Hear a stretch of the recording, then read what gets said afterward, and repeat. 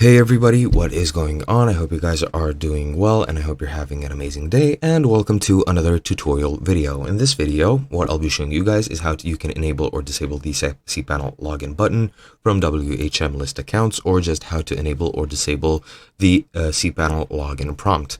This is basically the only thing I found for this tutorial and the only way I found you can do this, which is disable the login. So let's go over these steps real quick and show you how it's done.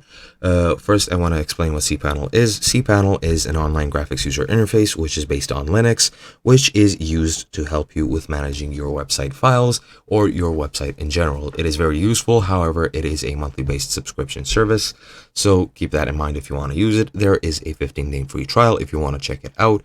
However, you will need to pay after those 15 days. It is quite a useful system, so I would recommend you try it. But yeah, without further ado and without beating around the bush, let's get right into the main point of this tutorial. This option, or the login button from WHM list accounts, is used to impersonate cPanel users without their password for management purposes. You can disable this for increased security, so let me show you how it's done. First, what you want to do is log into your WHM as root, since you do need root access or root permissions.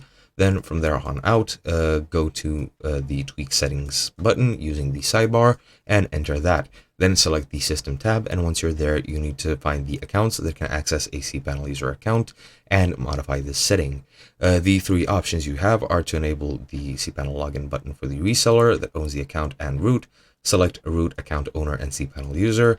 To enable only for the owner and the cPanel user, select account owner and cPanel user only, and then to disable it entirely, just select cPanel user, and that's all you have to do.